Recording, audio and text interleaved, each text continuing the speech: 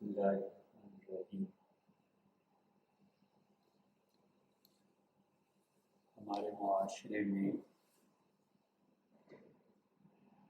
جو بہت بڑی تبدیلیاں پچھلے چند 100 برس میں آئی ہیں، ان میں ایک بہت بڑی تبدیلی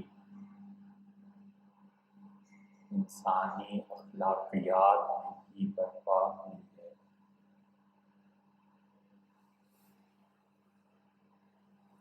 اور انسانی اخلاقیات کی یہ تبدیلی پوری دنیا پر اثر انداز ہوئی ہے۔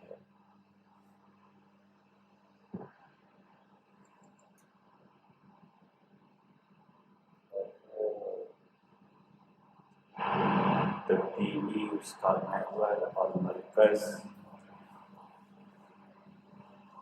یہ ہے کہ ایک ماڈرن آدمی چاہیے،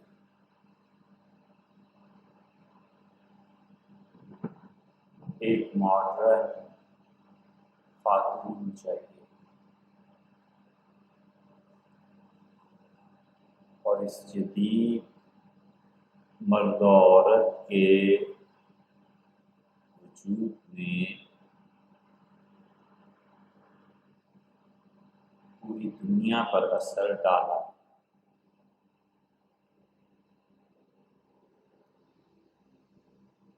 جدید آدمی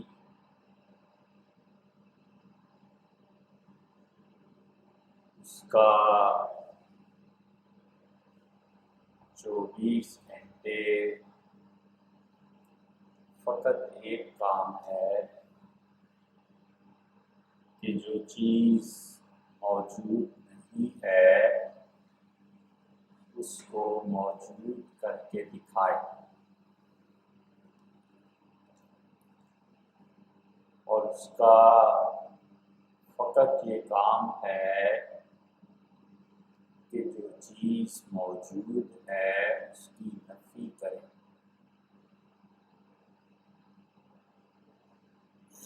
ماڈرن آدمی، ماڈرن مرد اور ماڈرن عورت،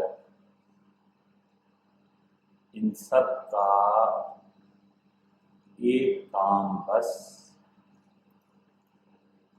کہ 24 گھنٹے آئینے کے سامنے کھڑے رہیں اور حسن، خوبصورتی، اخلاقیات، علم، ٹیکنالوجی، جس دنیا جہان کے علم کی سے خبر بھی نہیں ہے اس کی سرپرستی کے لیے تیار۔ یہ ہے غیر موجود کو موجود کر کے دکھانا۔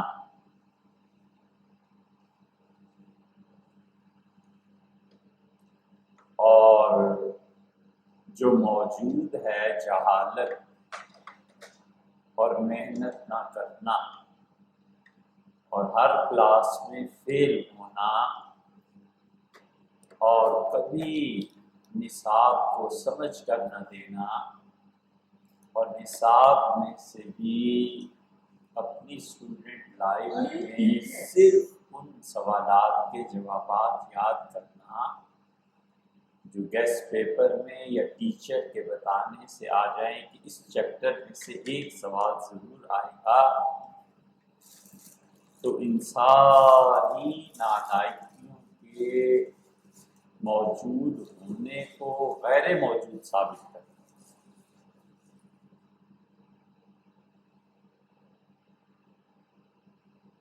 اور اگر کہیں اٹک جائے، پھنس جائے، تو ایک ملمع، ایک جعلی نقاب ایسا اوڑھنا کتاب کے درمیان میں ایک فاضل پروفیسر، اچھا ڈاکٹر، اچھا پڑھا لکھا، اس میں تھا کہ ایک ایسا جملہ کہنا کہ جس سے دوسروں میں یہ تاثر ہو کہ ہم بھی ماشاءاللہ اس میں بہت دخل رکھتے ہیں، ہمیں بھی اس سے ان کی بری خبر ہے۔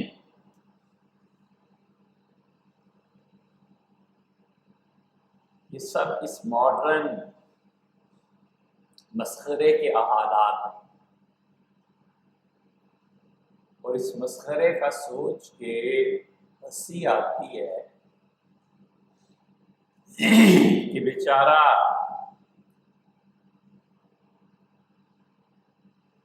ساری عمر اس ایک چیز پہ گزارتا ہے کہ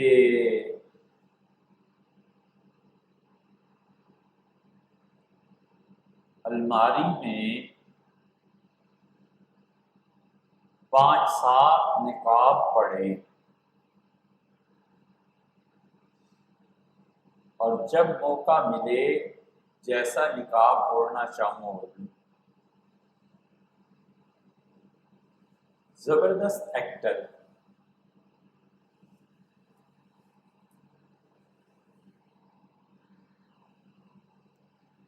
اور ہر علم میں، ہر اخلاقیات کے باب میں اپنے تئیں یہ تصور کرتا ہے کہ میری مثال یا میرا ثانی کوئی اور نہیں۔ آپ کبھی جیومیٹری کا مسئلہ اس کے سامنے چھیڑے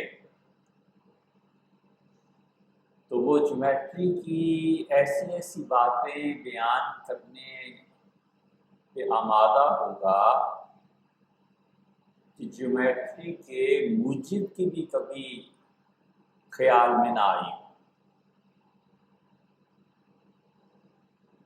اور ذرہ اس سے نہیں ڈرتا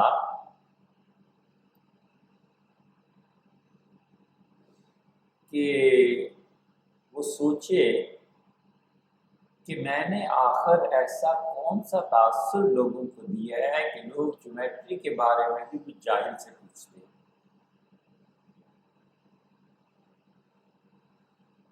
ڈرنا تو اس سے چاہیے کہ بھئی آخر میں نے کون سی ایسی غلط حرکت کر دی ہے جس کی وجہ سے لوگ یہ سمجھتے ہیں کہ مجھے الجبرا بھی آتا ہے۔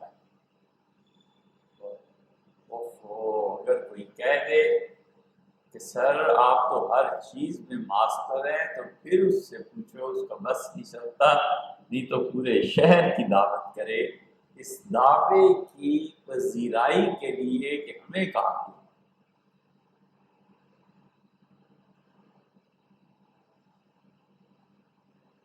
یہ سارا مرض خود بینی ہے، یہ سارا مرض آئینے کے سامنے کھڑے رہنا ہے۔ کہتے ہیں کہ افلاطون آئے پڑھانے کے لیے اور کسی سے کہا کہ فلاں دوا دے دو۔ شاگرد نے کہا کہ خدا نخواستہ آپ کو کبھی اس دوا کی ضرورت پیش آئے، وہ تو پاگل پن کے لیے، کوئی پاگل ہو جائے تو اسے کھلاتے ہیں۔ انہوں نے کہا میرے بچوں آج صبح تمہیں پڑھانے کے لیے جب نکلا تو ہماری گلی محلے میں ایک پاگل رہتا ہے، جا رہا تھا وہ پاگل گلے ملا، پھر مجھے دیکھ کے ہنستا رہا، پھر گریبان چاک کیا، چل پڑا۔ تو میں راستہ پر یہ سوچتا رہا کہ آخر کون سی ایسی چیز ہے جو مجھ میں اور اس میں کامن ہے پاگل میں کہ پورے گلی محلے میں کسی کو گلے نہیں لگایا، ایک میں ہی اس شرف اور وصف کے قابل نظر آیا تو پاگل پن کی کوئی دوا مجھے بھی دے۔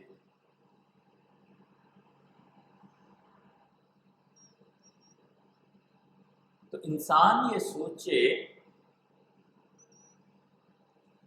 کہ میں نے ایسا کون سا تاثر لوگوں کو دیا ہے کہ لوگ الجبرا اور جیومیٹری بھی مجھ سے پوچھتے ہیں،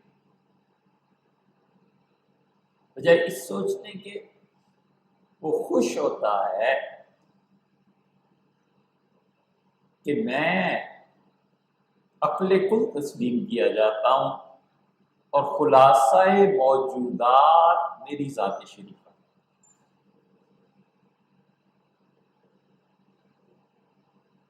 بڑا اچھا لطیفہ سلطان اورنگزیب عالمگیر رحمۃ اللہ علیہ کے ساتھ پیش آیا۔ سلطان کا مزاج لوگ جانتے تھے، جہاں بھی دورے پہ جاتے تھے ان کو بڑی خواہش ہوتی تھی کہ یہاں اللہ کا کوئی اچھا بندہ ہے تو اس سے ملے۔ یہ خواہش، یہ چیزیں ان کے والد میں بھی تھی اور ان کے دادا میں تو بہت زیادہ تھی۔ جہانگیر ایک حد تک ان سب مغلوں کا یہی حال کہ جہاں پتہ چلا کہ کوئی اللہ کا اچھا بندہ ہے چلے جاتے تھے دعا کرانے، ان کی صحبت میں بیٹھنے، ان سے کوئی نصیحت کوئی بات پوچھنے۔ حتیٰ کہ جہانگیر نے لکھا ہے کہ ایک ہندو سادھو کے متعلق پتہ چلا کہ وہ دن میں ایک مرتبہ باہر آتا ہے اور بڑا بیان گیان کرتا ہے، اور خوش قسمتی ہے کسی کی کہ اگر وہ اس سے بات کر لے، اور نصیب پر ہے کبھی وہ جو کسی کو کچھ کہہ دے۔ اور اتنی ریاضت کی ہے، بالکل سلم ہو گیا ہے، اور اپنے تک پہنچنے کا کوئی دروازہ ہی نہیں رکھا۔ جس کٹیا میں رہتا ہے اس کٹیا تک پہنچنا کسی کے لیے ممکن نہیں۔ اس نے کوئی کمرہ کٹیا بنائی ہے اور اس کے آگے ایک ایسی سرنگ بنا دی ہے کہ کوئی آدمی ماہر ہو اور وہ اس میں رینگ کر جائے تو کونیاں ہاتھ چھلے، پھر جا کر اس کی کٹیا میں کوئی پہنچے۔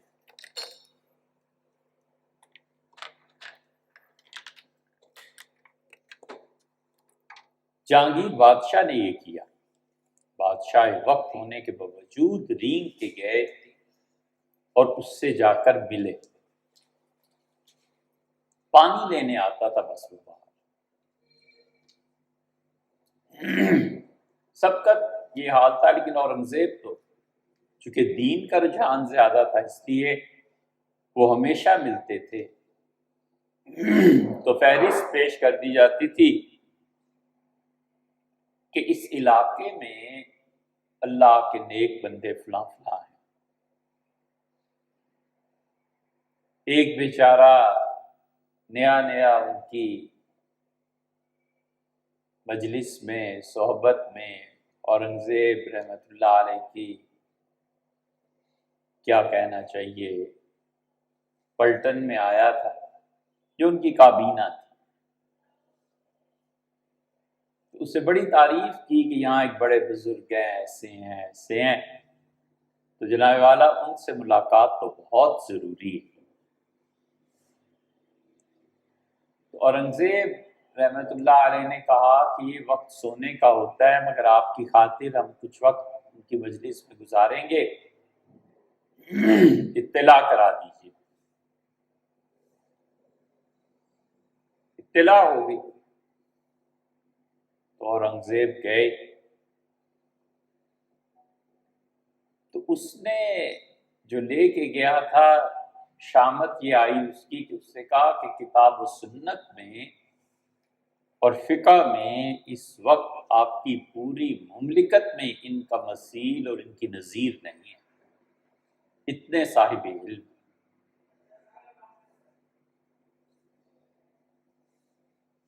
اورنگزیب جب گئے تو وہ جو درویش بیٹھا ہوا تھا بیٹھا رہا، بہت استغنا اور بے نیازی ظاہر کی کہ جیسے بادشاہ اور فقیر اور گدھا سب برابر ہے۔ تو اورنگزیب رحمۃ اللہ علیہ نے بات شروع کی، تو اس نے کہا کہ حضور یہ جو بات آپ فرما رہے ہیں نا، آپ کے دادا جو تھے بابر بادشاہ وہ بھی یہی کہتے تھے، اور بابر بادشاہ کو شکست جب ہوئی اور سکندر لودھی نے ہندوستان سنبھالا تو اس نے بابر کے باپ ہمایوں کو یہاں سے نکال دیا اور وہ عراق چلا گیا۔ تو اورنگزیب نے سر اٹھایا اور دیکھنے لگے، پھر اس نے کہا کہ آپ کے چچا شاہ جہان ہمارے یہاں آتے رہتے تھے، اور ان کے بیٹے جو اکبر بادشاہ کہلاتے تھے وہ فلاں ہندو جو قبل مسیح میں تھا اس کی خدمت میں بھی حاضر ہوئے تھے۔ تو اورنگزیب خاموشی سے سنتے رہے، اجازت چاہیے، کہا کہ جناب والا کی بے نیازی سے اور خاص طور سے علوم کی بے نیازی سے بہت ہی متاثر ہوا، اور اجازت ہو تو ایک آدھ گاؤں خانقاہ کے لیے لنگر کے لیے وقف کر اٹھ کے باہر تک آئے اور کان میں کہا کہ ایک گاؤں سے کہاں گزارا ہوتا ہے۔ اورنگزیب خاموشی سے چل پڑے، سواری پر بیٹھے تو وہ جو نیا نیا داخل ہوا تھا وہ بھی اب ساتھ تھا، اورنگزیب چپ رہے۔ آخر اس سے پریشانی ہوئی اور چپ نہ رہ سکا تو کہنے لگا کہ حضور نے دیکھا کہ کتاب و سنت میں کتنا عظیم علم کا خزانہ ان کے پاس ہے۔ تو اورنگزیب نے برجستہ کہا کہ بالکل ساری چیزیں ملاحظہ کی، بہت متاثر کن ہیں، وہ در علم تاریخ نیز مدخل دار، اور سب سے زیادہ متاثر تو ہوں کہ تاریخ میں جو ان کا علم ہے نا اس کے تو کیا کہیں۔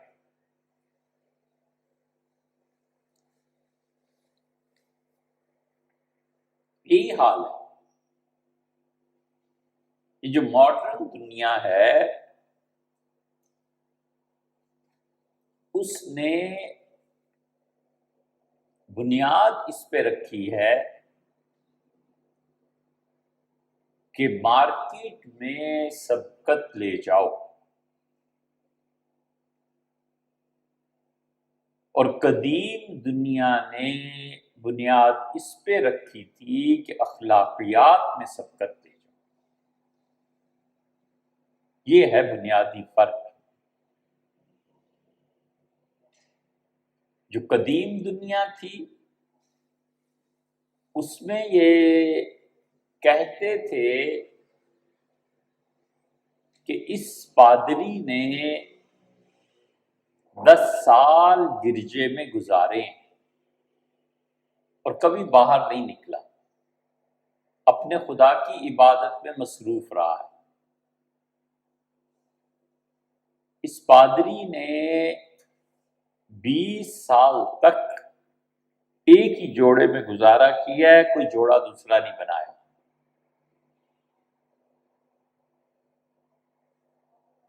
وہ اخلاقیات کا تقابل تھا، اور جدید دنیا میں علوم اور اخلاقیات کا تقابل نہیں ہے۔ یہاں یہ ہے کہ آپ مارکیٹ میں اپنے آپ کو کتنا کیش کرا سکتے ہیں، بس یہ خلاصہ ہے دونوں کے فرق کا۔ اور برطانیہ اور ملکہ وکٹوریہ اور اس سے پہلے کا دور پھر بھی کوئی تہذیب تھی، یہ امریکن تہذیب جو ہے یہ بالکل اس بات پر آ گئی کہ جو تم میں خوبی ہے اس کا اظہار کرو۔ یہ تو پھر غنیمت ہے امریکہ میں کہ اس خوبی کا ٹیسٹ لے لیتے ہیں کہ تم واقعی اس قابل ہو یا نہیں ہو۔ اب دنیا میں ایسے ممالک بھی پائے جاتے ہیں جہاں پر کوئی ہنر موجود نہیں ہے، اور کاغذ کا پرزہ گواہی دے دے گا کہ تمہارے پاس یہ ہنر ہے، اور جو چیک کرنے والا ہے وہ بھی ناقص اور جو آیا ہے وہ بھی ناقص۔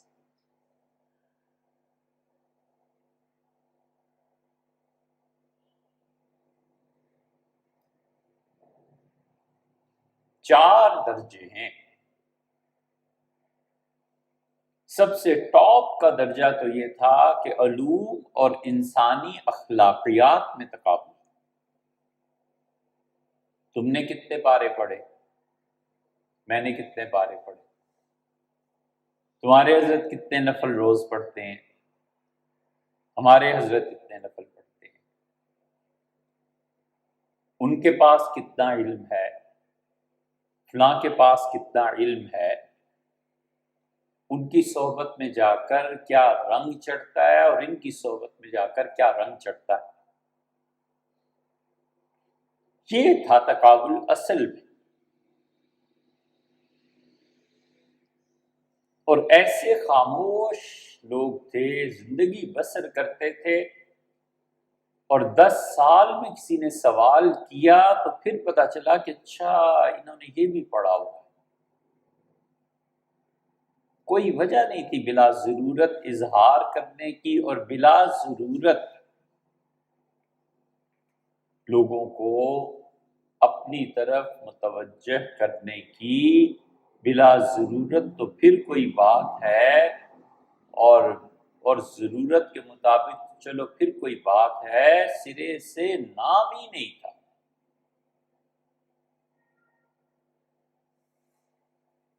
شدید مجبوری پیش آ گئی۔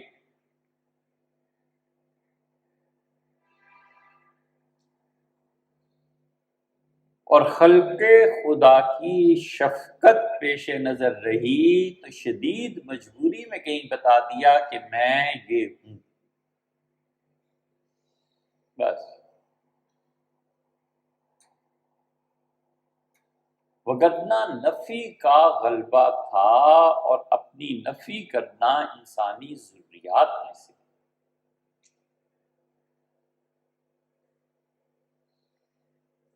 کھانا اور پینا انسانی ضروریات میں سے ہے، چھت تلے زندگی گزارنا انسانی ضروریات میں سے ہے، سردی اور گرمی اس سے تحفظ انسانی ضروریات میں سے ہے، اور اپنی نفی اخلاقی ضروریات میں سے ہے۔ اگر کھائے گا نہیں تو مر جائے گا، پیے گا نہیں تو مر جائے گا، اور اخلاقی طور پر جو وجود تشکیل پاتا ہے اگر اپنی نفی نہیں ہے تو مر جائے گا۔ اخلاقیات کی دنیا میں 1 ٹکے کا آدمی نہیں ہے جو اپنے وجود کا اثبات کرے، اور اس سے بھی بدتر وہ ہے جو اپنے وجود کا اثبات اور غیر کی نفی کرے۔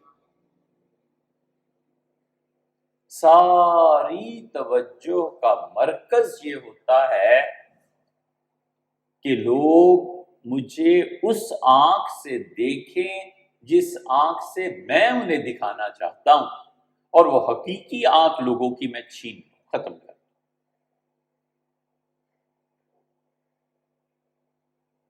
اب اس کی حقیقی آنکھ دیکھتی ہے کہ حضرت والا میں کوئی وصف نہیں ہے، یہ استغنا آپ کا اصل نہیں ہے۔ وہ جو کان میں کہا ہے نا کہ ایک گاؤں کہاں کافی ہوگا، وہ آپ کی اصل صورت ہے، لیکن بیٹھے رہنا اورنگزیب کے آنے پہ وہ صورت یہ ہے کہ وہ میں آپ کو دکھاؤں کہ میں کتنا بے نیاز ہوں۔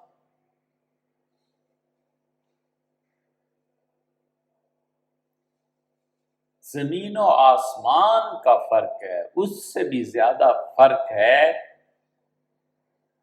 کسی کی آنکھیں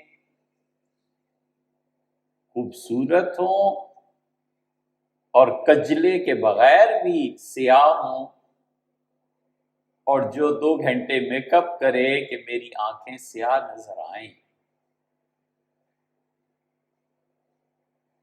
بڑا فرق ہے۔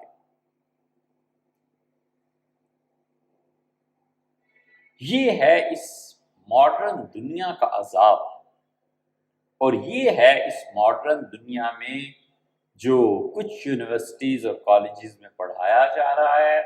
اس کا خلاصہ یہ نکلا کہ ایک پرزہ کاغذ کا تمہیں دیا جائے گا اور مارکیٹ میں جا کے بیچنا ہے اپنے آپ کو، اور باور کرانا ہے کہ حضور والا اس آنکھ سے مجھے دیکھیں جو میری آنکھ ہے، حقیقی آنکھ سے نہ دیکھا جائے۔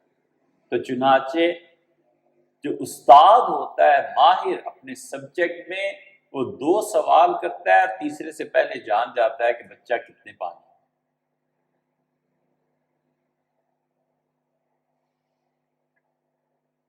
یہ ہے ٹاپ کا درجہ، یہ ہے کہ انسان اپنی قیمت لگانے کی بجائے وہ لوگ پہچانتے تھے کہ یہ کیا ہے اور کیا نہیں ہے، اس لیے ان کی نظریں جانچ لیتی تھی۔ ایسے مشائخ اور بزرگ ہم نے دیکھے جنہوں نے بیعت کی اور انہوں نے کہا کہ اس میں یہ وصف ہے کہ اگر یہ محنت کرے تو خلافت کا عہد ہے۔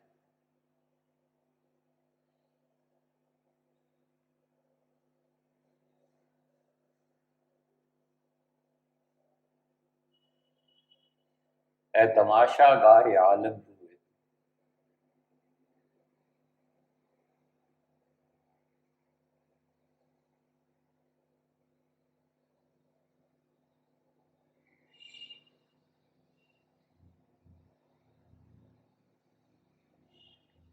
سرو و سیمینہ بسارا بھی رہی، سرو کے درخت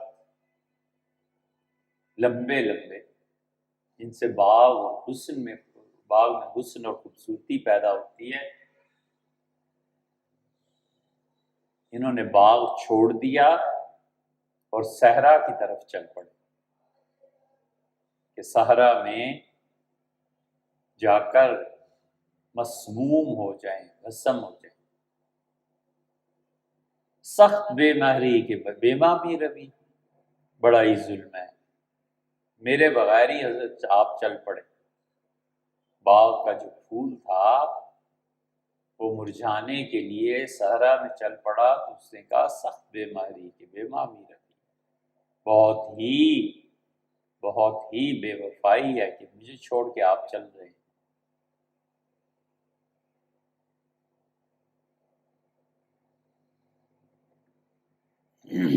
اے تماشا گاہ عالم ہوئے، وہ جو مرجع خلائق تھا اور جو زمانے کی اندھیری رات میں روشن چراغ تھا،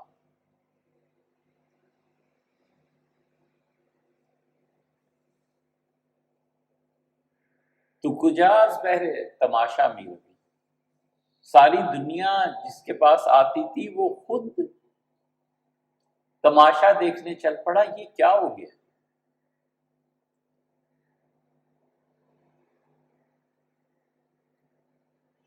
تو یوں ہوتا ہے کہ جو لوگ نظر اور علم رکھتے تھے وہ بیعت کرتے ہوئے جانتے تھے کہ اس کی کیا صلاحیت ہے، اور اتنا مضبوط رابطہ ان کا تھا اس دوسرے جہان سے بھی کہ جس کا تعلق نہیں ہوا وہ جان ہی نہیں سکا عمر بھر کہ یہ کیا درجہ کس کا ہے۔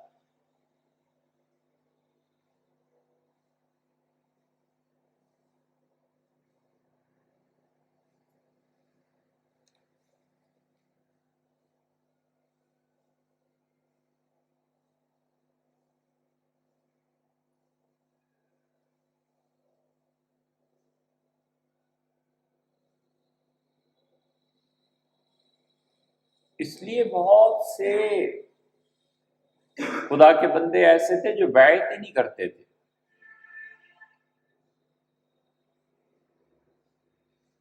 بازار گئے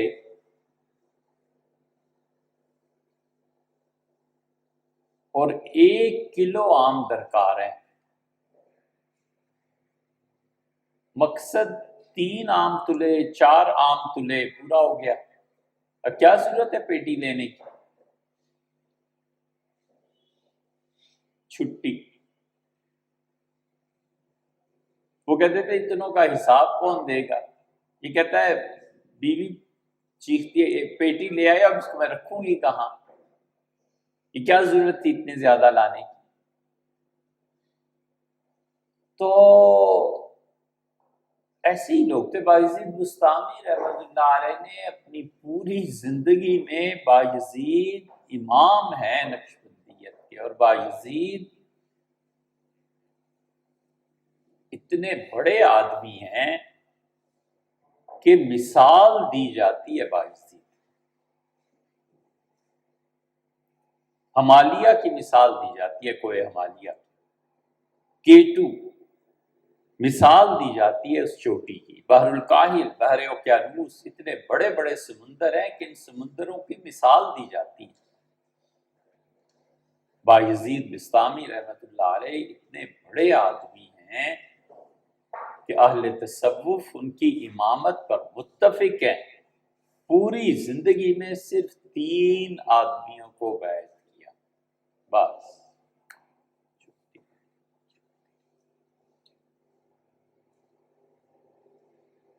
چوتھا آدمی نہیں غالباً اپنے علم میں تو یہی ہے، ممکن ہے کوئی تحقیق کرے تو اور مل جائیں، مگر 3 آدمی بس، وہ تینوں ہی خلیفہ تھے، اور اللہ نے اتنا ان سے ان کا فیض پھیلایا کہ اب تک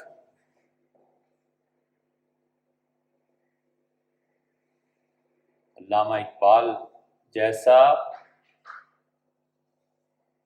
مرد شناس آدمی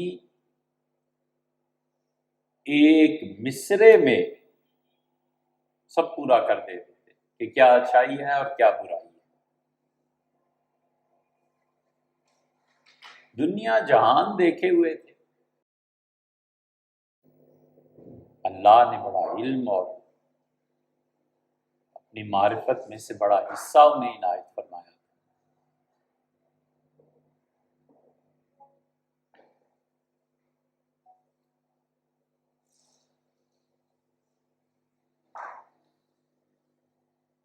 حضرت رسالت پناہ صلی اللہ علیہ وسلم کے متعلق یہ کہتے ہیں، ادب گاہی زیر آسماں از عرش نازک تر۔ حضور صلی اللہ علیہ وسلم کی بارگاہ اور ان کی جگہ ادب کا وہ مقام ہے کہ خدا کا عرش اتنا نازک نہیں ہے جتنی نزاکت اور احتیاط یہاں کرنی پڑتی ہے۔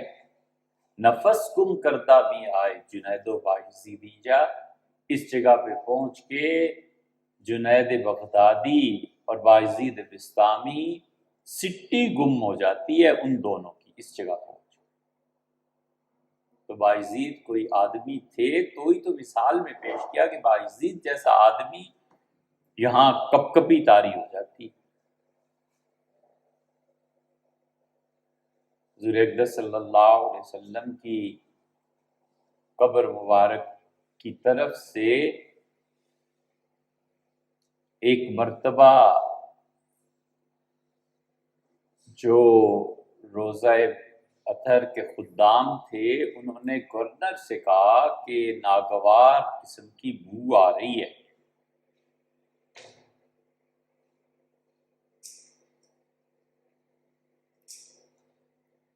استنبول لکھا گیا اور عمارت عثمانیہ کے جو تھے انہوں نے لکھا کہ قبر شریف تک کسی کو بھیجا جائے کہ کیا معاملہ ہے۔ تو اس وقت جو پوری امت میں سرکردہ افراد تھے کوئی ایک شخص ایسا نہیں تھا جس نے ہاں کہی ہو کہ میں قبر شریف تک جاؤں۔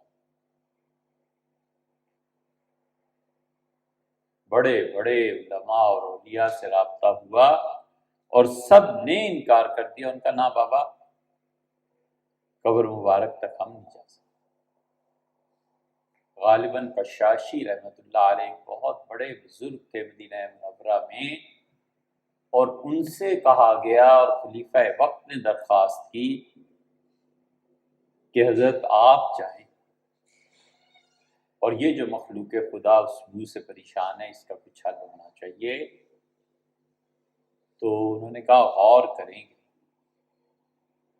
اور 40 دن تک روزے رکھے اور مسجد نبوی میں وقت گزارا اور اپنے آپ کو ہر طرح کی آلائش سے پاک رکھا، اور پھر روضہ مبارک پر گئے، نیچے اترے، قبر شریف پہ ایک بلی مری ہوئی اسے اٹھا کر باہر لائے اور بس اس کے بعد چپ ہو۔ پھر وہ عمر بھر بولے نہیں۔ اللہ ہی جانتا ہے کیا چیز ان پہ طاری ہو گئی،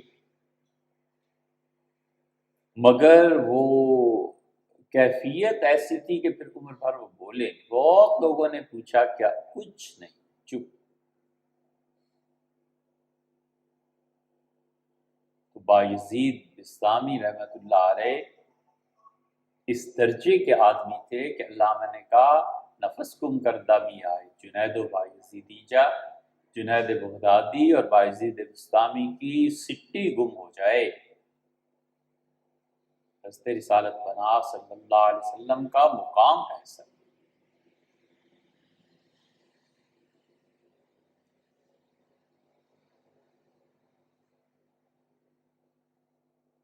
اس لیے انسانی اخلاقیات کے عظیم ترین منصب پر یہ فائز تھے۔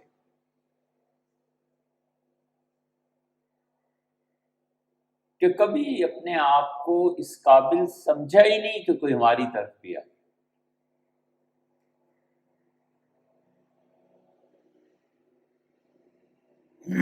ایک ہے تکلف کرنا اور ایک ہے حال کا طاری ہو جانا۔ یہ حال جب طاری ہو جاتا ہے نا تو کوئی دنیا کی طاقت نہیں ہٹا سکتی۔ سیدنا عمر رضی اللہ عنہ بار بار کہتے رہے کہ آپ عبداللہ ابن ابی کا جنازہ نہ پڑھیں، نہ پڑھیں، نہ پڑھیں، نہ پڑھائیں، نہ پڑھائیں۔ حضور اقدس صلی اللہ علیہ وسلم پر رحمت کا حال طاری تھا، فرمایا دعہ عمر، چھوڑ دے عمر، نہ کر ایسے۔ اللہ نے 70 مرتبہ، انہوں نے کہا اللہ نے 70 مرتبہ کہا ہے کہ آپ 70 مرتبہ بھی کہیں گے نا تو بھی؟ اچھا ہم 71 مرتبہ عرض کریں۔ یہ حال کا غلبہ تھا رحمت کا۔ حضرت موسیٰ علیہ السلام معراج کی روایات میں آتا ہے حضور صلی اللہ علیہ وسلم فرمایا آواز گونجی ان کی، تو میں بڑا حیران ہوا معراج میں کہ اللہ کی بارگاہ میں کوئی اونچا بول رہا ہے. میں نے جبریل سے کہا کہ یہ کون ہے؟ تو اسے کہا یہ موسیٰ علیہ السلام ہے. تو میں نے مطلب یہ تھا کہ اتنی اونچی آواز، تو میں نے کہا اس کے پروردگار نے اسے اجازت دے رکھی ہے. گفتگو عاشقاں درکار رب، اللہ کے بارے میں عاشقوں کی گفتگو. جوشش عشق است، محبت کا جوش ہے. نئے ترک ادب یہ نہیں ہے کہ باری تعالیٰ کا ادب نہیں کرتے، محبت کا جوش اتنا ہے کہ آواز بلند.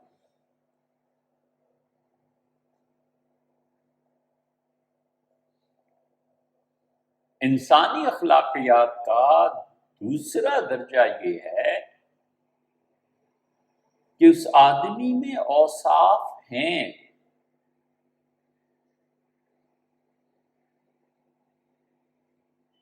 اور بوجہ ضرورت اس کا اظہار کر دیا.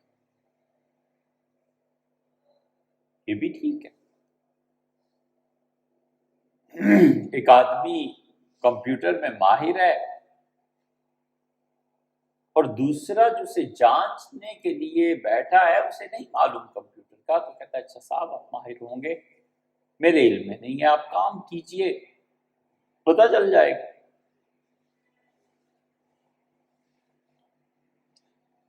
حضرت یوسف علیہ السلام نے گویا بدرجہ مجبوری اس بات کا اظہار کیا کہ ان کا اجعلنی علی خزائن الارض، مجھے آپ خزانہ حوالے کر دیں. میں جانتا ہوں کہ قحط پڑنے والا ہے اور قحط میں مینجمنٹ کیسے ہوگی مجھے معلوم ہے، آپ مجھے اس پہ لگا دیجیے. حضور اقدس صلی اللہ علیہ وسلم کے پاس لوگ آتے تھے، اپنی صلاحیت کا اظہار کرتے تھے، آپ نے بتا دیتے تھے کہ اچھا یہ کام کرو، اچھا یہ ٹھیک ہے. وہ تو پھر ریزلٹس جب سامنے آتے ہیں تو پتہ چلتا ہے کہ آدمی کتنے درجے میں.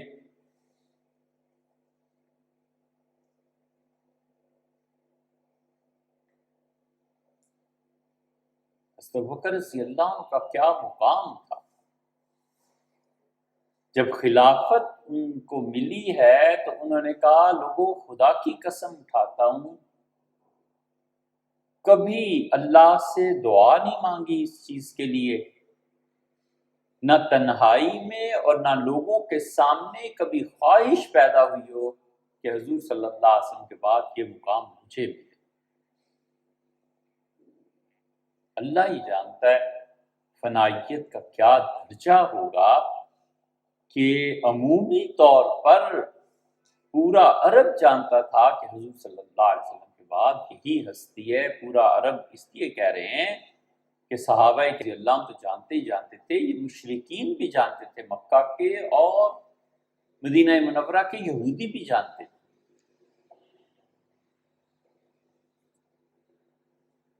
اس کے باوجود دل میں کبھی یہ خیال ہی نہ آئے، اور حتیٰ کہ مسلح پر کھڑا کر دیا. کتنی واضح چیز تھی. اور حتیٰ کہ جانتے تھے کہ سیدنا عمر رضی اللہ عنہ کو ڈانٹ پڑی اور بیویوں کو ڈانٹ دیا.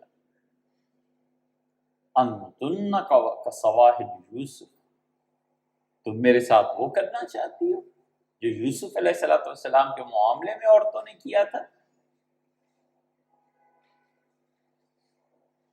مروا ابا بکر کو کہو میری جگہ نماز پڑھنا.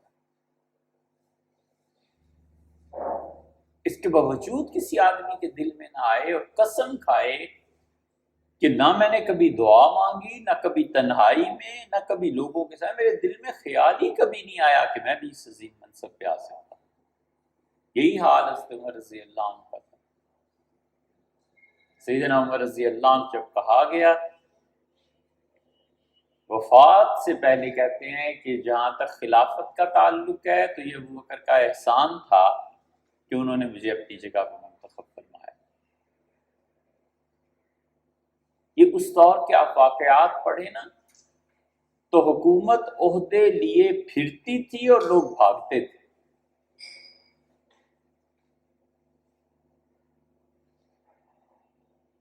اللہ پہ توکل، خدا پہ بھروسہ، ملک کی اکانومی کا درست ہونا، وظائف کا ملنا، یہ سب اسباب اور وسائل جمع ہوئے۔ گورنمنٹ اپنے ہر فرد کی کفالت کی ذمہ دار تھی، اتنی زیادہ کہ خالد ابن ولید رضی اللہ عنہ کے ایک بھائی، بڑا دلچسپ قصہ ہے ان کا، کہیں بیان میں بھی آیا ہے۔ خالد ابن ولید رضی اللہ عنہ کے بھائی ولید ابن ولید حبشہ گم ہو گئے تھے،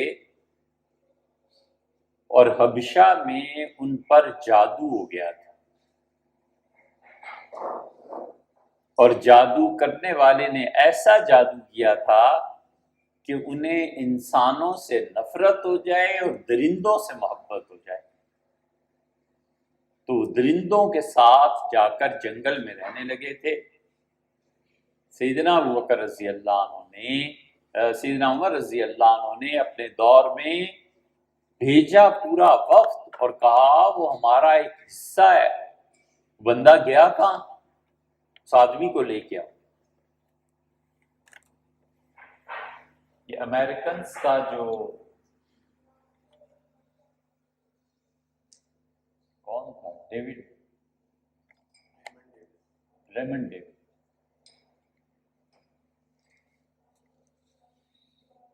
انہوں نے اپنے ایک شہری کو بچانے کے لیے جو کچھ کیا، غیرت مند اقوام ایسے ہی کرتی ہیں، بالکل ٹھیک، ایسے ہی ہوتا ہے، حکومتیں ذمہ دار ہوتی ہیں۔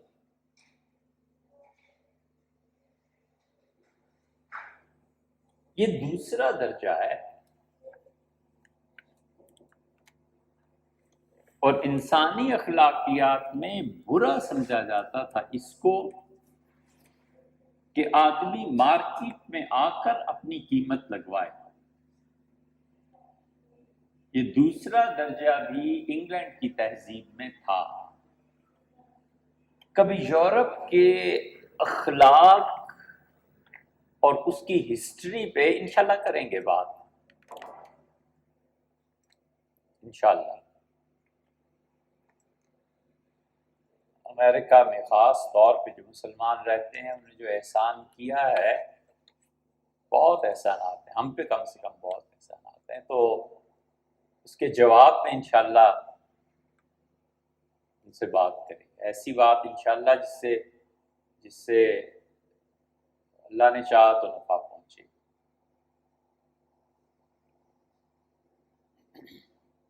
اللہ جزائے خیر دے۔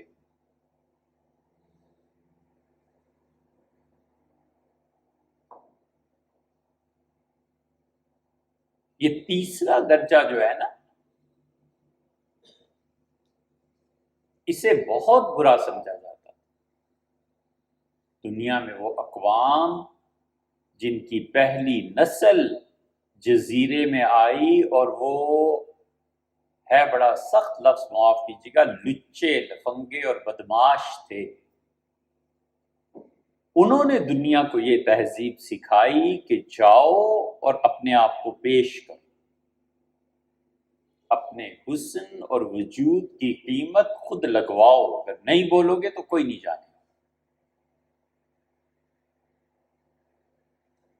یہ اس درجے میں اب دنیا میں پھر بھی غنیمت ہے کہ کسی نے جا کے کمپنی میں اپنے آپ کو پیش کیا تو کمپنی میں ماہرین جانچتے ہیں کہ ہاں بھئی جو تمہارا دعویٰ ہے اس دعوے پہ پورے بھی اترتے ہو یا نہیں۔ اور چوتھے درجے میں دنیا میں وہ افراد اور وہ اقوام ہیں جو بدترین مقام پر اس وقت ہیں، ان کے ملک ڈوب رہے ہیں، ان کا معاشرہ ڈوب رہا ہے، ان کے معاشرے کبھی بھی ترقی کی صبح نہیں دیکھ سکتے، اور وہ انتہائی گرے ہوئے لوگ جن کو جانچنا تو درکنار، وہ جانچے جانے سے پہلے ہی بتا دیتے ہیں کہ اتنے پیسے، اتنی سفارش، اس بنا پر یہ ڈگری لی گئی ہے، اور ان کے کرتوت اور ان کی حرکتیں، ان کی چال ڈھال ہی بتاتی ہے کہ یہ اس میدان سے کوئی تعلق نہیں رکھتا۔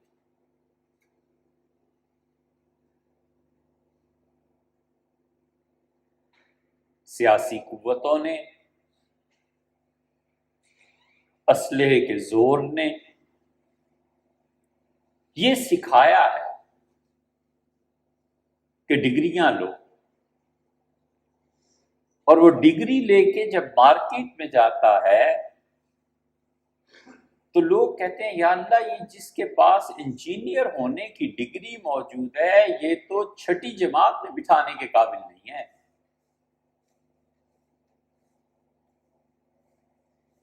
چانڈکا میڈیکل کالج کے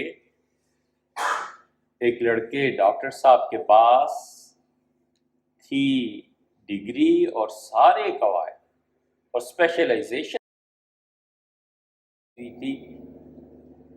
جو دوست ڈاکٹرز تھے انہوں نے دیکھا، انہوں نے کہا ڈگریاں تو ساری پوری ہیں، اور ایک عورت اسپتال میں اپنے بچے کو دکھانے آئی تو اس نے اس کی آنکھ کھولی بچے کی اور کہا کہ گلاب کا عرق ڈالیں۔ تو ہمیں اسی وقت شبہ ہوا کہ خیر تو ہے، یا تو حکمت بھی ساتھ ساتھ پڑی ہوئی ہے، اور یا پھر یہ ڈگریاں ہی جو ہیں وہ جعلی ہیں۔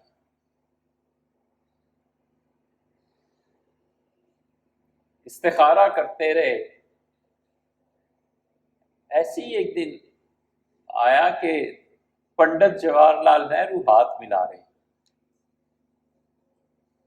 سمجھ نہیں آئی کہ اس کا مطلب کیا ہوا۔ تو 2 دن بعد یا اگلے دن تھانے والے آئے، ان کا صاحب یہ جاسوس ہیں اور انہیں یہاں ملازمت نہیں دینی چاہیے، یہ دراصل ہندو ہیں اور ہم سب جانتے ہیں کہ یہ کیا کر رہے ہیں۔ تو کہ گلاب جب ڈاکٹرز بتانے لگیں گے، یہ نہیں ہے کہ خدا نخواستہ بڑے بڑے ماہر ڈاکٹر، بڑے بڑے اچھے ڈاکٹر دیسی دوائیاں بتاتے ہیں، وہ ایک الگ شعبہ ہے، لیکن دنیا میں اس وقت جن ممالک اور اقوام میں محض ڈگریاں دیکھ کر اور اس کے پس پشت علم نہیں ہوتا، اس سے بدتر اور کون سی حالت ہوگی؟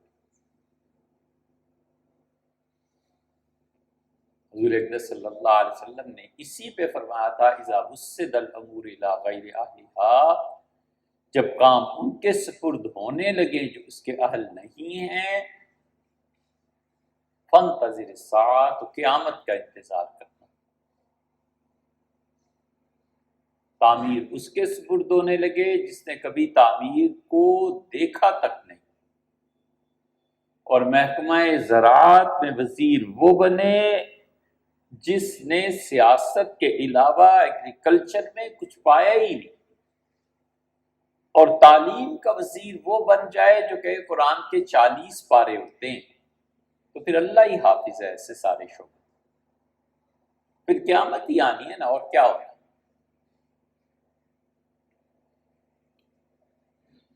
اس لیے یہ جو ماڈرن ورلڈ ہے نا، اس کے مرد و عورت کا سب سے بڑا عذاب یہی ہے کہ یہ اپنے وجود سے فارغ نہیں ہوتے۔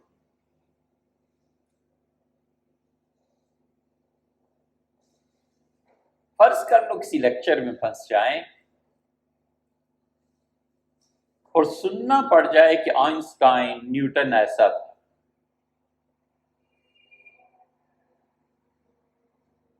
تو اٹھ کے 2 جملے ایسے کہیں گے جیسے نیوٹن کے سرپرست بھی یہی ہے،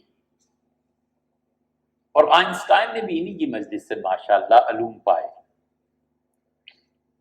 فرض کر لو دین کی کسی مجلس میں پھنس جائیں تو اٹھ کے ایسی کتاب کا حوالہ دیں گے جو دوسرے کوئی نہ جانتا ہو، لیکن اگر کوئی اس فن کا ماہر ہے تو ہنسے گا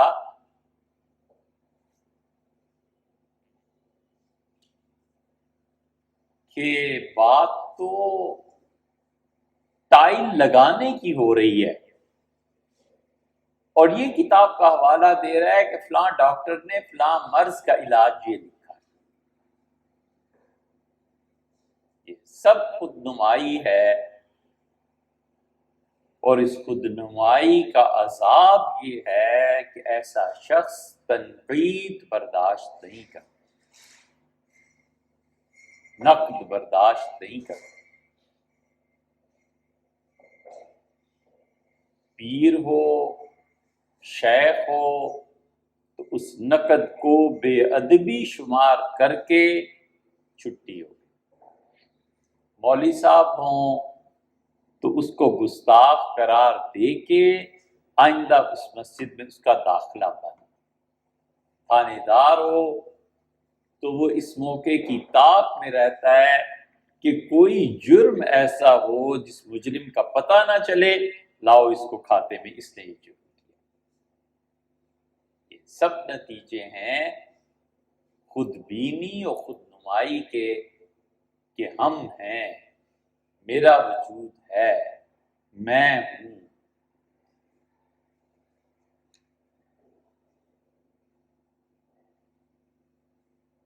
یہ دونوں اکٹھے ہی مرض پیدا ہوتے ہیں، خود بینی بھی اور خود نمائی۔ خود بینی کا مطلب اپنے آپ کو دیکھتے رہنا، صبح سے شام تک آئینے کے سامنے کھڑے رہنا۔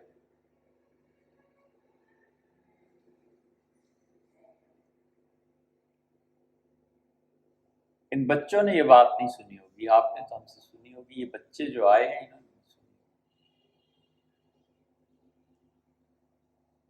بچوں ہم مصر گئے، جامع الازہر میں، وہاں کا میوزیم بہت رچ ہے، بہت۔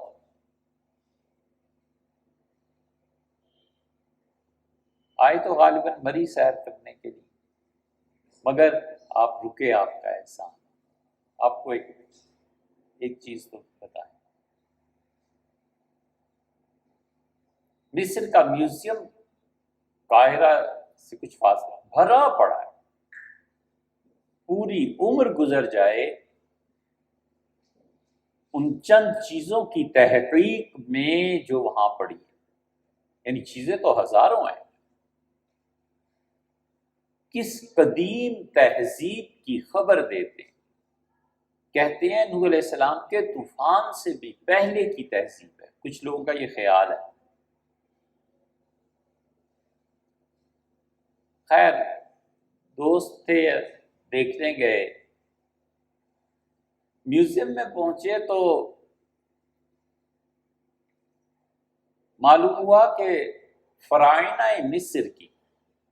مصر کے فرعونوں کی لاشیں بہت سی محفوظ پڑی ہیں۔ حضرت موسیٰ علیہ السلام کے مقابلے میں جو فرعون تھے، ایک تھا یا دو تھے، مفسرین کا اس پہ اختلاف ہے۔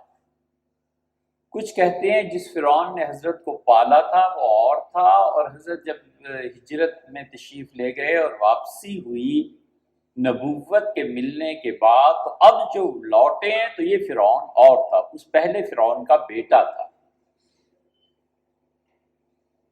کچھ نہیں مانتے، یہ علم تفسیر میں مستقل ایک بحث ہے۔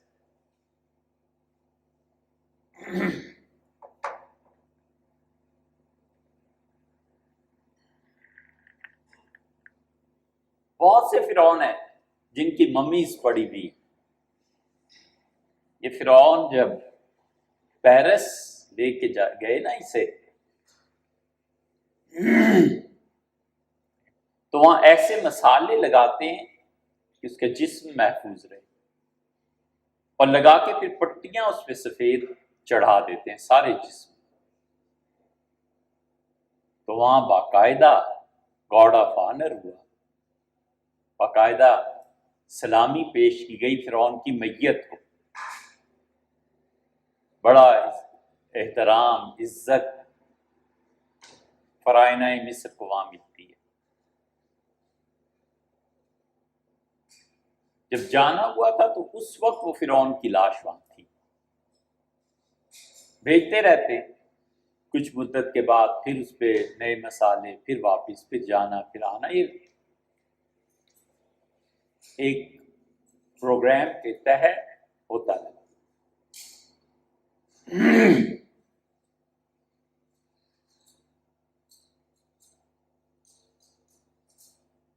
تو بتایا گیا کہ اس کی لاش دیکھنے، ان کی لاشوں کو دیکھنے کے لیے ایک اور ٹکٹ لینا پڑے گا، وہ بھی لیا، گئے۔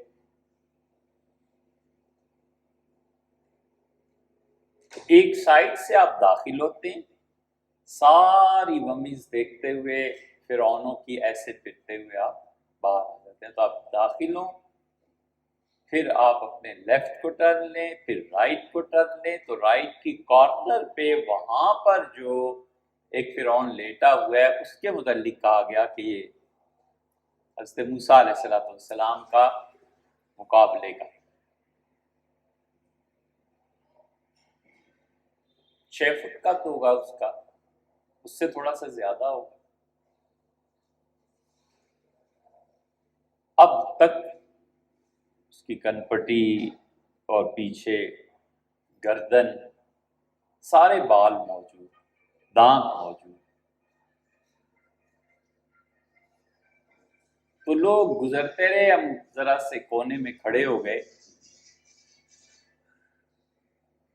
کہ یہ وہ ہستی ہے جو کہتا تھا علیس لی ملک مصر، مصر میرا نہیں تو کس کا ہے، وَهَٰذِهِ الْأَنْهَارُ تَجْرِي مِن تَحْتِي، یہ دریا میرے حکم سے بہتے ہیں، ام انا خیر، میں آدمی ہوں، اچھا ہوں، یا یہ یکاد یبین جو موسیٰ علیہ السلام صحیح طرح گفتگو نہیں بیان کر سکتا، بات کر سکتا، یہ اچھا ہے کہ میں اچھا ہوں۔ باتیں یاد آتی رہی۔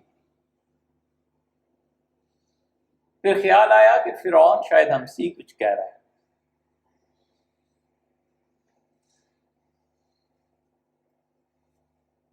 تو لگتا ایسے تھا جیسے فرعون کہہ رہا ہو کہ حضرت خام خواہ مفتی صاحب اتنے پیسے خرچ کیے، یہاں دیکھنے آئے، آئینہ ہی دیکھ لیا ہوتا، وہیں آپ کو فرعون نظر آ جاتا۔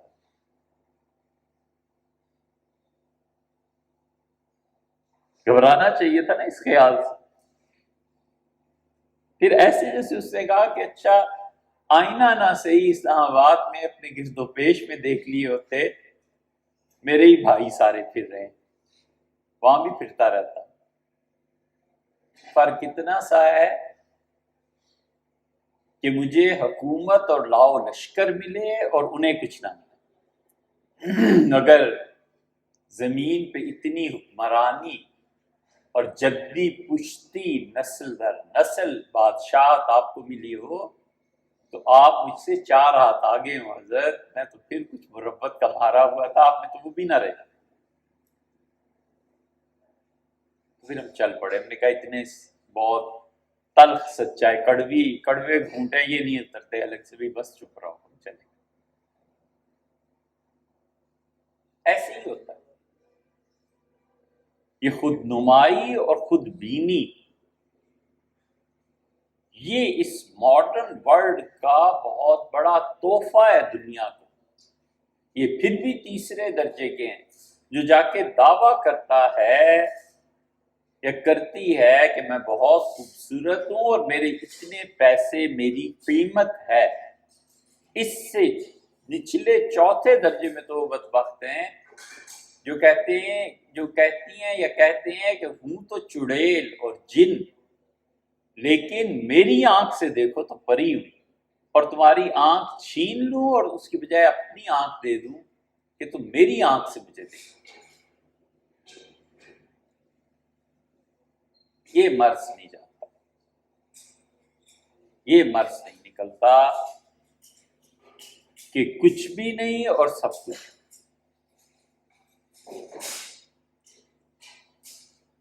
یہ محبتوں میں ہوتا ہے، حقیقی دنیا اس سے بڑی برعکس ہوتی ہے۔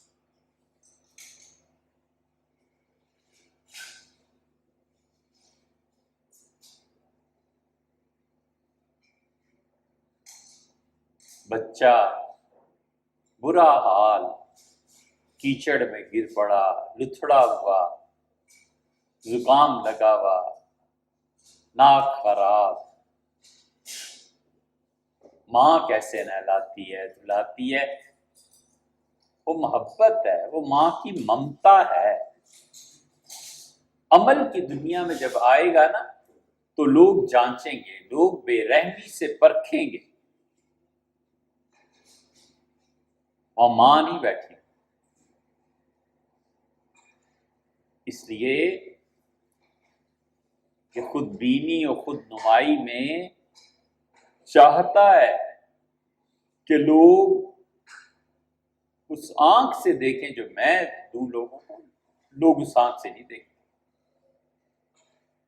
لوگ کہتے ہیں کہ اصل معیار لاؤ، اور جو اقوام کمپرومائز کر لیتی ہیں کہ جس آنکھ سے تم دکھانا چاہتے ہو میں اسی آنکھ سے دیکھ رہا ہوں، ان کا اللہ ہی حافظ۔ ضعف الطالب والمطلوب، اللہ نے فرمایا جو طلب لے کر جاتا ہے وہ بھی کمزور، اور جس کے پاس لے کے جاتا ہے وہ بھی کمزور، یہ بھی نالائق وہ بھی نالائق۔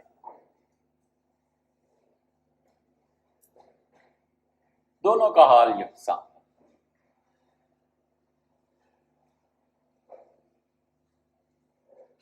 نہ وہ ڈاکٹر ہے نہ یہ ڈاکٹر۔ ابن جوزی نے کتاب الاذکیہ میں لکھا ہے علم کی جو سطح ہے نا دنیا میں وہ حوالہ مانگتی ہے۔ بہت کم لوگ ہوتے ہیں جو پوری عمر بتا کر ایسا مقام حاصل کر لیں کہ وہ بغیر حوالے کے بھی بات کریں تو لوگ جانے کے مستند ہے۔ عمر گزر جاتی ہے لیکن مارکیٹ میں ساکھ اتنی جم جاتی ہے کہ وہ بغیر حوالے کے بھی گفتگو کرے تو بھی روا۔ ورنہ علم کی دنیا حوالہ مانگتی ہے، کہاں سے پڑھا ہے، کس نے لکھا ہے، اس لکھے ہوئے کو پرکھتے ہیں۔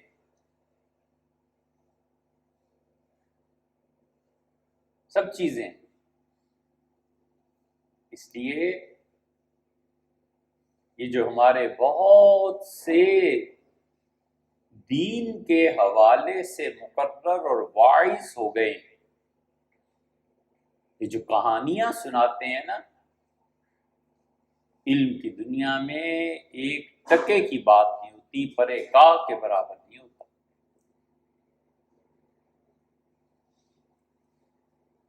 جب بھی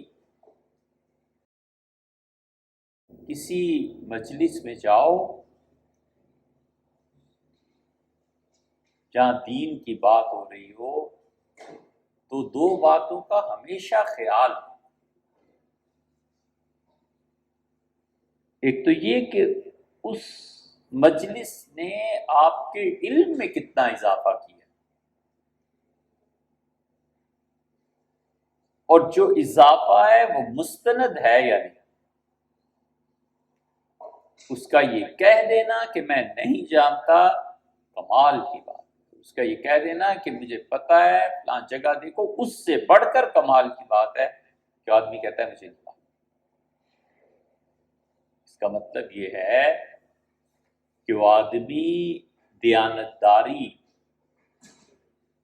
سچائی، ایمانداری اور اپنے تزکیہ نفس اور اپنی نفی میں اس درجے پر پہنچ چکا ہے کہ وہ حقائق کی دنیا میں بستا ہے، کوئی خود نمائی و خود بینی نہیں۔ امام مالک رحمۃ اللہ علیہ کو جو اتنا بڑا مقام ملا ہے نا، کیا کہنے۔ دیکھو انہوں نے کہا کیا، امام مالک رحمۃ اللہ علیہ سے کہا گیا کہ بہت سے لوگ موطا لکھ رہے ہیں اور آپ بھی موطا لکھ رہے ہیں کتاب، تو امت کو جو نفع ہوگا، کتابوں سے تو بہت سے لکھ رہے ہیں، آپ کیوں اس مطلب یہ کہ بیکار کام. امام مالک رحمۃ اللہ نے فرمایا ما کان للہ بقی. سب لکھ رہے ہیں موطا، میں بھی جانتا ہوں کتاب، لیکن بچے گی وہ جو اللہ کے لیے لکھی جائے.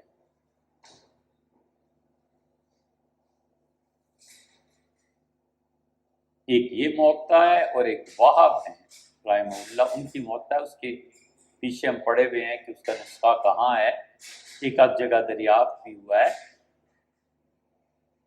باقی پتہ ہی نہیں کہ گئی کہاں کتاب.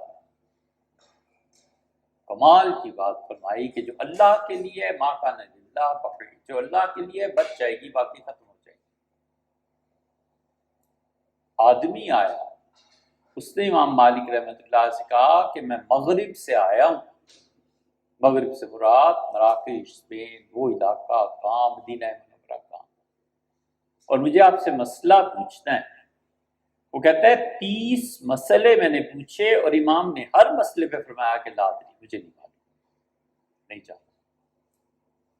آخر میں اتنا پریشان ہوا، میں نے کہا لوگوں نے آپ کے پاس بھیجا ہے، آپ کہتے ہیں پتہ نہیں، میں لوگوں کو کیا جا کے بتاؤں گا. فرمایا جا کے کہنا مالک کہتا تھا مجھے نہیں معلوم.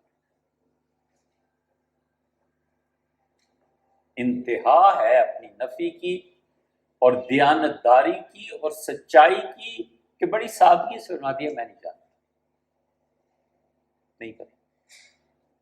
اسی لیے امام بخاری رحمۃ اللہ نے باب باندھا ہے کہ قول الرجل، آدمی کا یہ کہنا کہ لا ادری میں نہیں جانتا، یہ بھی علم ہے.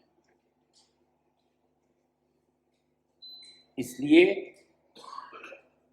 یہ جتنی دینی مجالس ہے نا، ہمیشہ ان میں جا کر سوچو کہ علم میں کتنا اضافہ ہوا، کیا سیکھا. وہی 12 15 20 کہانیاں، اور ہر دوسرے جمعے کو نئی کہانی، ہر تیسرے جمعے کو. ایسے ہی ہوتا ہے شوق. کہو تو پھر مسجد سے نکلو، نہ کہو تو آدمی پریشان ہوتا ہے کہ یا اللہ اب کب تک اس بات کو سنے. اب تک یاد ہو جاتا ہے کہ اب اس کے بعد یہ آنا.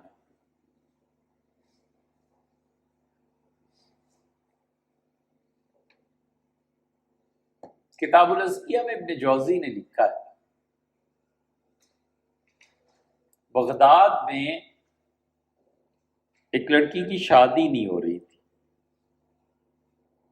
کسی نے کسی نابینا سے رشتہ کرا دیا. تو جب وہ ملی تو اس سے کہا کاش تمہاری آنکھیں ہوتی تو تم دیکھتے تمہاری دلہن کتنی حسینہ ہے. کاش تمہاری آنکھیں ہوتی تو تم دیکھتے کہ کتنی نیلی آنکھیں، کتنی خوبصورت سیاہ آنکھیں. کاش تم اندھے نہ ہوتے تو تم دیکھتے کہ چہرے میں کیسا نور ہے. 100 مرتبہ کوئی اس سے کہا تم اندھے نہ ہوتے تو یہ ہوتا، تم اندھے نہ ہوتے تو یہ تمہیں یہ کمی نہ ہوتی. پہلے دن ہی روب جمانا تھا، گربا کشتن از روز اول، پہلے ہی دن ہی بلی ذبح کر دی. اس نے کوشش یہی کی، اس کا ہاتھ پکڑا، اس نے کہا رہنے دے، اگر تو اتنی خوبصورت ہوتی تو بغداد کے لڑکے تیرا رشتہ چھوڑ دیتے. بات یہی ہے بچوں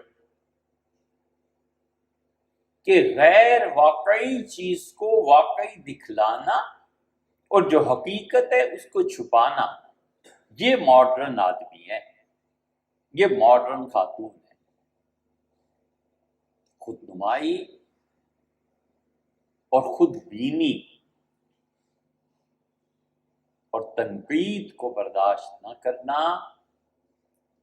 تنقید پہ اصل حقیقت یہ ہے کہ آدمی اس کی بات پر غور کر کے سوچے کہ یہ بات ہے یا نہیں ہے.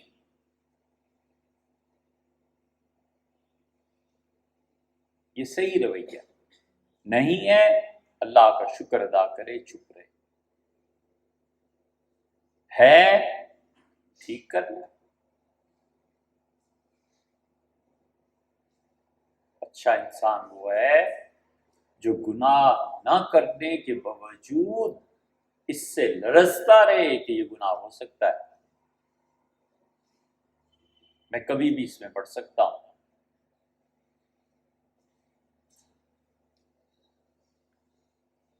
اس لیے تنقید کو برداشت نہ کرنا، اور جو شخص ایسے کرے اس کے ساتھ علامت پتہ کیسے چلتا ہے؟ پتہ ایسے چلتا ہے کہ اس کے ساتھ پھر وہ تعلقات نہیں رہتے جو تنقید سے پہلے سے تھے۔ پہلے کھانا کھا لیتا تھا، چائے پی لیتا تھا، اب اوائڈ کرتا ہے۔ پہلے فون کر، اب وہ بھی گیا۔ تنقید سے پہلے کا شخص اور بعد کا شخص مختلف ہو جاتا ہے۔ اور اس سے بھی بدترین چیز بتاؤں، اس سے بھی بدترین چیز جس کا کوئی درجہ اس کے بعد نہیں ہے، وہ یہ ہے کہ جو تنقید کرتا ہے نا، اس کی خوشامد میں لگ جانا، اس سے محبت، اس سے دوستی اور بڑھ گئی۔ پہلے ہفتے میں ایک کا دن ملتا تھا، اب روز ملتا ہے۔ پہلے تحفے نہیں دیتا تھا، اب تحفے بھی دیتا ہے۔ اس کی اولاد کو یہ یقین دلانا کہ میں تمہارے باپ کا عاشق ہوں۔ تنقید کے بعد اور زیادہ پیش ہونا کس چیز کے ساتھ؟ اندر کی نفرت کے ساتھ۔ یہ بدترین درجہ ہے۔ انسان اتنا گر جاتا ہے کہ کہتا ہے وقت آنے دے، پھر میں تیرے ساتھ نپٹوں گا نا، پھر تجھے پتا چلے گا کہ کیا ہوتا ہے۔ وقت کا انتظار کرتا ہے اور ظاہر میں تعلقات پہلے سے بہتر کرتا ہے۔ اس نظریے کو وہ جانتا نہیں کیا ہے، لیکن اصل کیا ہے؟ وہ انتقام ہے کہ اب وقت جب آئے گا نا تو میں انتقام لوں گا اپنی اس توہین اور تنقید کا جو تم نے کبھی مجھ پہ کی۔ یہ شیطان کے جو خاص چیلے اور دوست ہوتے ہیں نا، یہ ان کا رویہ ہوتا ہے۔ اس لیے آدمی ہر لمحہ غور کرتا رہے کہ میں اخلاقیات کی کس سطح پر فائز ہوں اور کدھر کو سفر کروں۔ ہاں، ولید ابن ولید کا قصہ انشاءاللہ